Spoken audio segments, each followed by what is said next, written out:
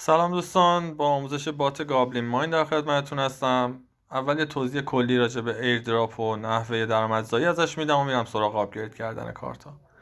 ببینید دوستان، این بات به جز ایردراپی که ته سیزن به ما تعلق میگیره، در طول بازی وقتی که به معدن شماره 7 و شماره 8 میرسیم میتونیم سکه‌مون رو به صورت تون کوین مستقیم ازش برداشت کنیم و نیازی نیست که تا آخر سیزن صبر کنیم برای این برداشت و همون لحظه به والتمون اضافه میشه.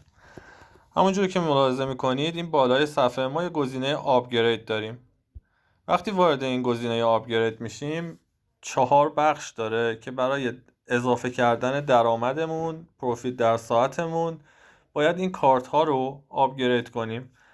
تو قسمت ورکر ما هر چقدر تعداد ورکرهای بیشتری رو روی هر معدن فعال کنیم، همونجوری که ملاحظه میکنین پروفیت اینا به ترتیب همینجور زیاد میشه و درآمد ما در کل از اون معدن بیشتر میشه. ما اینا رو به ترتیب باید آپگرید کنیم که اینا یک پیش نیازهایی دارن. پیش نیازهای اینا تو بخش تولز هست. ما وقتی وارد بخش تولز هم میشیم یک سری کارت هست که با آپگرید کردن اینها هم به ما پروفیت میده، ولی اینها اکثرا پیش نیازهای لول های بالاتر گابلین هستن. هر کدوم 10 لول آب میشه و شما خیلی راحت میتونین کل این 8 کارت رو با انجام دادن تسکای 1 یا 2 روز فول آپگرید کنید. با آپگرید کردن اینا یه پروفیتی در ساعت به ما تعلق میگیره.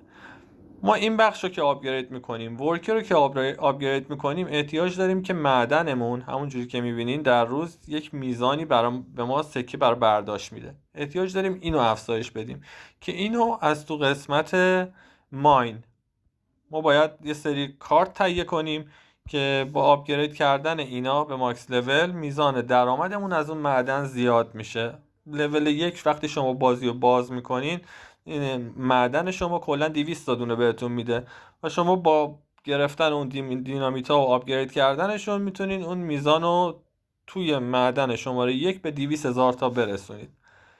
بخش بعدی که توی قسمت آپگرید برای ما اهمیت داره این فرغونی هست که ما اینجا داریم. این یک میزانی کپاسیتی داره، یک میزانی حجم داره که ما باید سر اون حجم بیایم برداشتمون رو بزنیم.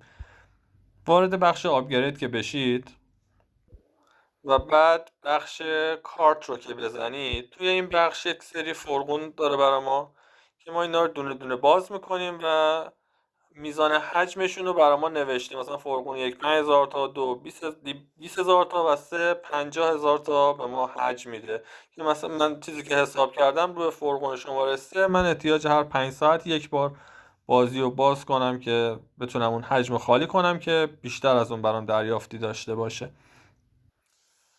خب برمیگردیم سر بقیه قسمت های بازی. ما پایین بازی سه قسمت فعال داریم. قسمت گیمزش که هنوز فعال نشده، با اون کاری نداریم. از اکسپدیشن شروع میکنیم. تو اکسپدیشن شما یه وسیله رو میفرستیم براتون، مثلا شماره 1 سند رو میزنید، این یک میزانی از شما سکه میگیره میره و تو اون ساعت بر میگرده و 1% سود رو اون سکتون میزنه. مثلا من الان میزنم 50,000 تایی که دارم و بره برام با سود برگردونه. این 50,000 تا رو ما کانفرم میکنیم. مینیمومش هر کدوم از اکسپدیشن ها 10,000 تا هست که با توجه به ساعتی که دارن، 1 ساعت، 6 ساعت، 12 ساعت همینجور میره بالا، میزان بیشتری به شما، درصد سود بیشتری به شما میتونن بدن که آخرین اکسپدیشنش 72 ساعت هست که این درصدهای سودی هستش که روی سکه به شما تعلق میگیره. این از بخش اکسپدیشن. بخش دوم که این بیلی که میبینید، این کلنگی که میبینید خودش صفحه اصلی هست. وارد بخش فرند میشیم. تو این بخش فرندی که ما اینجا داریم تعداد رفرال های شما رو نشون میده. شما هر چقدر رفرال داشته باشین بابت ورود هر رفرال به شما 3,000 تا کوین میده که اینجا اضافه میشه و شما باید بیاین اینجا دونه دونه کالکت رو بزنید که بتونین اون سکه رو به موجودی اصلی خودتون اضافه کنید. و 1% از ماین روزانه، 3% از اکسپدیشن و 1% از بخش گیم که هنوز اضافه نشده به بازی به شما از فعالیت دوستاتون برگردونده میشه که اینجا باید کالکتش کنید. خب وارد بخش آخر و جذاب‌ترین بخشش میشیم. تو قسمت آدر که وارد میشین، یک قسمت داره به عنوان اکسچنج. اول اکسچنج رو چون جذابه براتون توضیح میدم، بقیه‌شون هم بهتون یه توضیح کلی میدم. وارد بخش اکسچنج که میشین، بعد از اینکه به معدن شماره 7 و 8 برسین، به شما سیکه سیلور میده. الان شما سکه‌ای که با زمان شروع درآمد داریم برنز هستش. وقتی به سکه سیلور برسین، شما با پرداخت 1,000,000 سکه سیلور میتونین 2 تن دریافت کنید و مستقیم همون لحظه به ولت شما اضافه میشه. وارد بخشای بقیه‌شون یه توضیح کلی بهتون میدم. رودمپ بازی، کل مراحلی که تو بازی باید بره جلو تا با اون آخر سیزن برسه و شما ایردراپتون رو بگیرین و اینجا براتون توضیح داده. تو قسمت رفرال ریس شما هر چند ساعت، مثلا الان 90 ساعت حدودا مونده به ریس دومش، به تعداد رفرالاتون میایین توی این لیست قرار میگیرین که حالا مثلا نگاه کنین کسی که الان 115 تا رفرال داره، مثلا 5 تن اگه تا تو همین رنگ تا حدودا 90 ساعت دیگه 89 ساعت دیگه بمونه، بهش تعلق میگیره و میتونه درجا برداشتش کنه.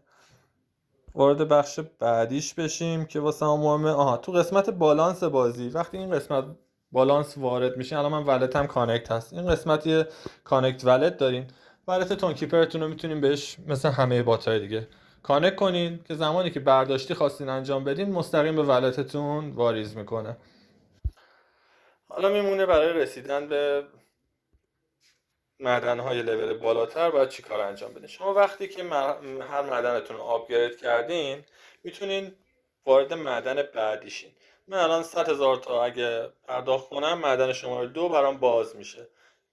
تقریبا هر یکی 2 روز شما میتونین تو لول پایینش یه لول معدن رو ببرین بالا که ببینین درآمدش همونجوری که میبینین این معدن مثلا اینکام پر دیش، درآمد در روزش 200,000 تا سکه برنز هست. وقتی شما همه این معدن‌ها رو به ترتیب آپگرید میکنید و میرید بالا، درآمد شما همینطور بیشتر شده و شما راحت تر میتونین به معدن‌های لول بالا برسید. کل تعداد معدن‌هایی که این بازی داره 8 تا هست که همونجور که میبینین از معدن شماره 7 سکه شما به سیلور تغییر میکنه و تو معدن شماره 7 هر 10 روز تقریبا 2 تن میتونین برداشت کنین و تو معدن شماره 8 هر 5 روز به شما 2 تن پرداختی داره که همونجوری که گفتم احتیاجی نیست تا آخر سیزن صبر کنین و همون لحظه میتونین برداشت بزنین و ازش استفاده کنین. ببخشید که مقدار طولانی شد، بخش زیادی داشت. اگر سوال دیگه ای داشتید تو کامنت ها مطرح کنید، در خدمتتون هستیم.